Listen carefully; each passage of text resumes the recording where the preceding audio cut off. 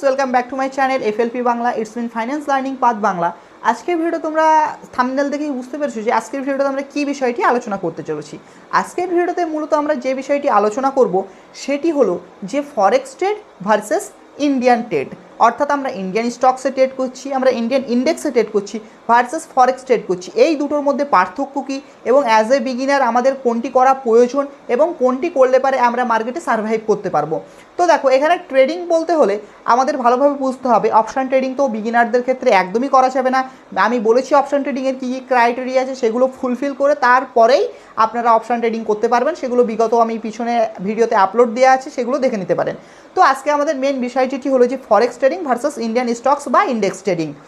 তো দেখো, আমরা যদি ইন্ডিয়ায় ট্রেড করতে চাই তো ইন্ডিয়ার যে সমস্ত স্টকসগুলো রয়েছে, যে সমস্ত ইন্ডেক্সগুলো রয়েছে সেগুলো কিন্তু সহজে ম্যানিপুলেশন করা যায়।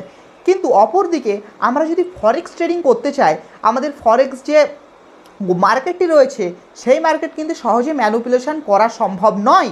দেখো, আমাদের একটা ইন্ডিয়ান স্টক হয়তো 10,000, 12,000, 15,000 কোটি টাকার হতে পারে, কিন্তু একটা ফরেক্স মার্কেট তার টোটাল ওয়ান ডে ট্রানজাকশন হলো $6.6 ট্রিলিয়ন।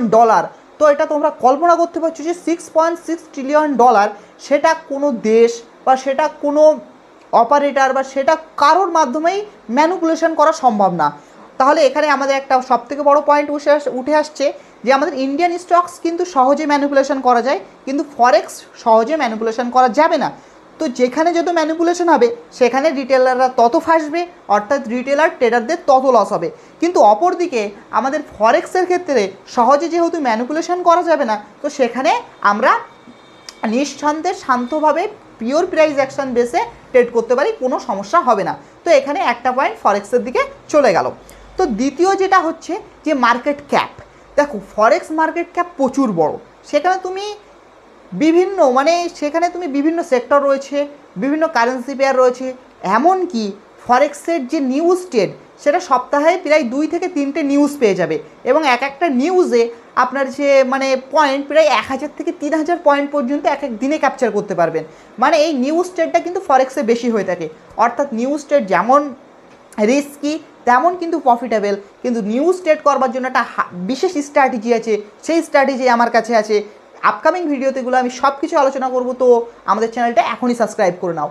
তো এরপরে আমাদের যে বিষয়টি রয়েছে যে নিউজ কিন্তু ফরেক্সে প্রচুর বেশি, কারণ পুরো গ্লোবাল মার্কেটে নিউজ তো বেশি থাকবে। সেই ক্ষেত্রে ইন্ডিয়ান স্টকসে কিন্তু প্রচুর নিউজ কম, অর্থাৎ বছরে হয়তো 5-6টা নিউজ আছে ইন্ডিয়ান স্টকে, কিন্তু সপ্তাহে 2-3টে নিউজ চলে আসে ফরেক্সে। তো এখানে ফরেক্স জিতে গেল। তারপরে আমাদের যে বিষয়টি রয়েছে কম টাকায় ট্রেড, অর্থাৎ তুমি যদি ইন্ডিয়ান স্টকসে ট্রেড করো তাহলে একটা স্টকের দাম যদি 100 টাকা হয়, কিন্তু তুমি ইন্ট্রাডে করলে পারে 5x লিভারেজ পেয়ে যাবে, অর্থাৎ 20 টাকাতে করতে পারবেন। কিন্তু ফরেক্সে সেই ট্রেডটা করতে হলে আপনাকে মিনিমাম 500x লেভারেজ তারা দিয়ে দেবে, 500x লেভারেজ দিয়ে দেবে। তো আমি লেভারেজের দিকে একদম পক্ষপাতিত্ব না, লেভারেজ না নেওয়াই ভালো। লেভারেজ যত কম নিয়ে ট্রেড করবে তত আপনাদের সুবিধা, তত আপনারা রিস্ক ফ্রি থাকবেন। লেভারেজ কম নিয়ে ট্রেড করা ভালো, কিন্তু ছোট ফান্ডকে বড় গ্রোথ করবার জন্য ফরেক্স ট্রেড ইজ বেস্ট। কিন্তু সেখানে রিস্ক আছে, সেখানে ভোলাটিলিটির সম্বন্ধে জ্ঞান থাকা দরকার, টাইম সেশন সম্বন্ধে জ্ঞান থাকা দরকার, নিউজ সম্পর্কে প্রপার জ্ঞান থাকা দরকার, তারপরে ফরেক্স ট্রেড করতে পারবেন। তাছাড়াও তো প্রাইস অ্যাকশান, ক্যান্ডেল স্টিক্সের ওপরে তো পুরো ইন ডেপথ নলেজ থাকা প্রয়োজন, তাছাড়া কিন্তু ফরেক্স ট্রেড করতে পারবে না।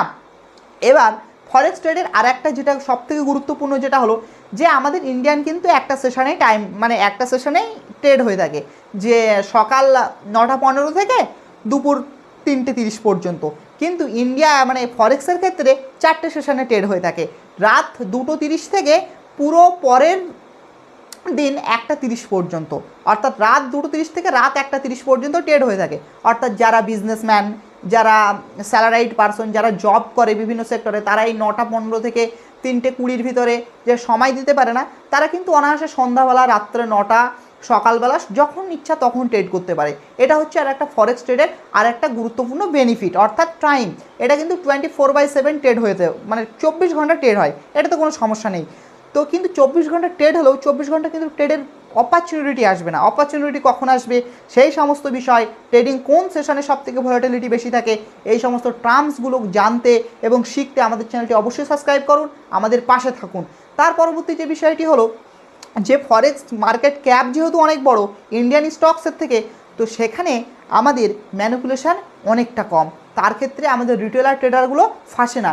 সেখানে একটা বড় ইনভেস্টর যেভাবে ট্রেড করছে, একটা রিটেলার যেভাবে ট্রেড করছে, তাদের কিন্তু প্রাইস অ্যাকশন একই, কিন্তু তার কাছে এক্সপিরিয়েন্স আছে, আপনার কাছে এক্সপিরিয়েন্স নেই, এর জন্য হয়তো আপনি লস করছেন এবং এক্সপিরিয়েন্স ট্রেডারটা লাভ করছে।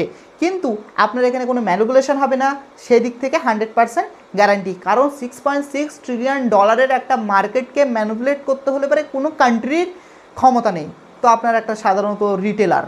তো এতদূর পর্যন্ত ভিডিওটা দেখবার জন্য আপনাকে থ্যাঙ্কস ফর ওয়াচিং, এবং আমাদের সঙ্গে থাকুন এবং আমাদের চ্যানেলটি সাবস্ক্রাইব করুন, এবং A to Z স্টক মার্কেটে কীভাবে কী কাজ হয় সমস্ত কিছু আমরা এই চ্যানেলের মাধ্যমে আপলোড দেবো।